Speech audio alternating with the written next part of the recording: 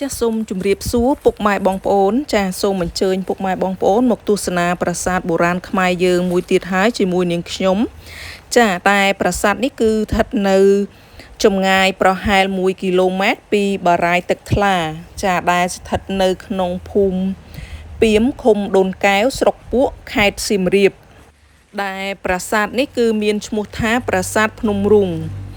ប្រាសាទភ្នំរូងនេះគឺកសាងឡើងមានប្រាង្គទោលសង់អំពីថ្មភក់ថ្មបាយក្រៀមនិងឥដ្ឋដុតឆ្អិន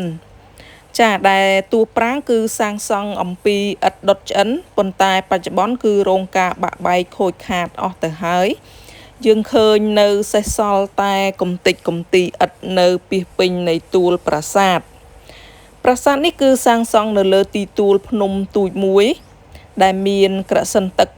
ព័ទ្ធជុំវិញចាបច្ចុប្បន្នយើងក៏ឃើញនៅស្លាកស្នាមក្រសិនទឹកព័ទ្ធជុំវិញដែរ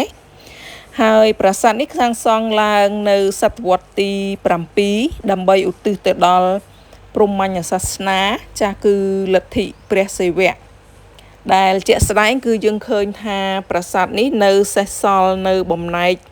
ទម្រសិវលឹង្គចានេះដ៏ធំមួយដែលមិនមានរោងការបាក់បែកនោះទេប៉ុន្តែចំពោះសិវលឹង្គគឺមិនបាននៅទីនេះទេនឹងឃើញមានបំណែកនៅថ្មភក់ជាច្រើននៅម្ដុំនៃទួលនៃប្រាសាទនេះចាហើយប្រាសាទនេះដែរក៏មិនមានឯកសារឬសិលាចារឹកណាចា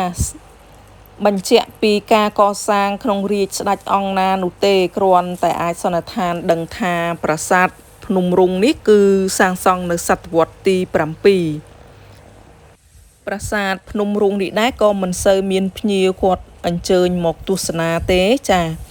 អញ្ចឹងប្រសិនបើពុកម៉ែបងប្អូនបានមកលេងបារាយណ៍ទឹកថ្លាកុំភ្លេចហួសមកលេងប្រាសាទភ្នំរូងនេះផងចាហើយប្រាសាទភ្នំរូងនេះគឺជាទីតាំងដ៏ស័ក្តិសិទ្ធិមួយដែលពុកម៉ែបងប្អូនពីទីចិត្តទីឆ្ងាយតែងតែមកអុជធូបបន់ស្រន់នៅទីនេះដើម្បីសុំសេចក្តីសុខនិងបំណងប្រាថ្នានានារបស់ពួកគាត់ចាចំពោះបរិវេណទីធ្លានៃប្រាង្គប្រាសាទគឺគេរៀបចំបានស្អាតមែនទែនចាពេលដែលនាងខ្ញុំមកទស្សនាគឺឃើញមានបងប្អូនប៉ុន្មានអ្នកគាត់មកទីនេះហើយធ្វើការបោសសម្អាតនៅទីតាំងប្រាសាទមួយនេះចាពួកគាត់មិនមែនជាខាងអាជ្ញាធរចាថែរក្សាប្រាសាទទេគឺគាត់ជាអ្នកភូមិចាគាត់មានចិត្តជ្រះថ្លាមកបោះនៅទីតាំងប្រាសាទបុរាណខ្មែរយើងចាពិតជាអរគុណនៅទឹកចិត្តដ៏ល្អរបស់គាត់មែនទែនចាអរគុណច្រើនពុកម៉ែបងប្អូនវីដេអូនេះខ្ញុំក៏ឈានមកដល់ទីបញ្ចប់ដែរអរគុណពុកម៉ែបងប្អូនដែលចំណាយពេលវេលាទស្សនាវីដេអូរបស់នាងខ្ញុំចាក៏សូមជូនពរដល់ពុកម៉ែបងប្អូនឲ្យជួបប្រទះតែសេចក្តីសុខពេលនេះនាងខ្ញុំក៏សូមអរគុណចាសូមជម្រាបលា